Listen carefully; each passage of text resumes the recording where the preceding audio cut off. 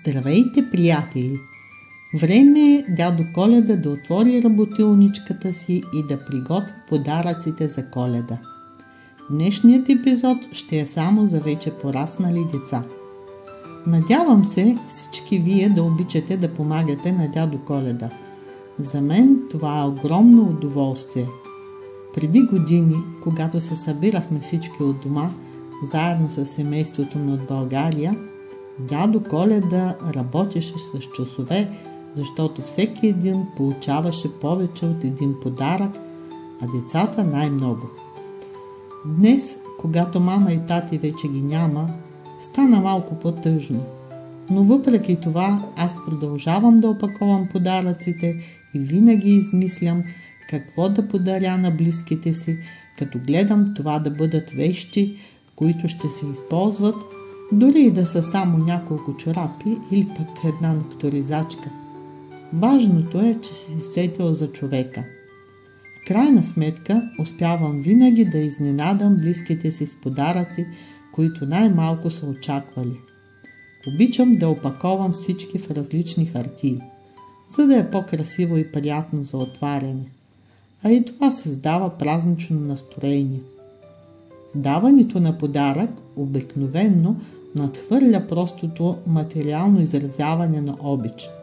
Самият акт на даряване сам по себе си е жест, пълен със символика и емоционално значение, което се отразява както на тези, които дават, така и на тези, които получават подарък.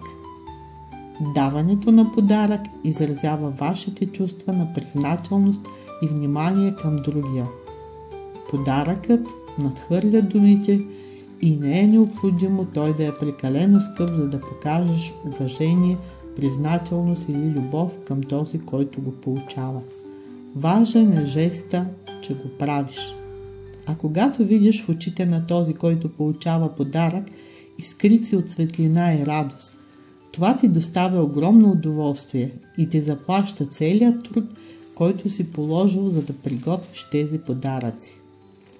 Ако сте обаче от страната на този, който получава подаръци, не забравяйте, освен благодарност и една целувка от сърце да подарите на този, който ви е направил подарък. Днес, в наши дни, децата доста от малки спират да вярват в дядо Коледа.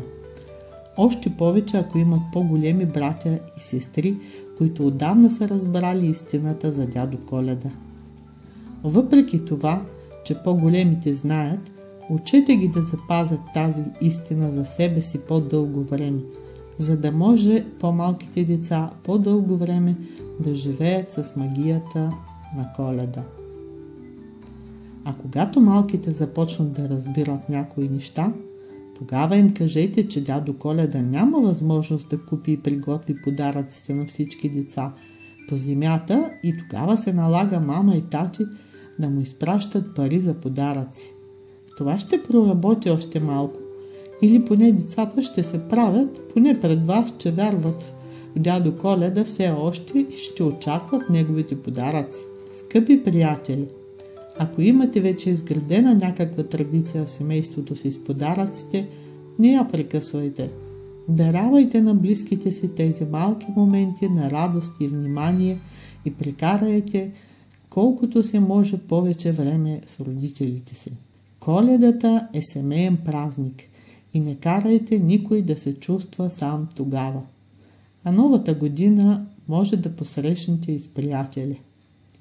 Подарете магията на дядо Коледа на децата си и ги накарайте да са щастливи, да се почувстват желани и обичани.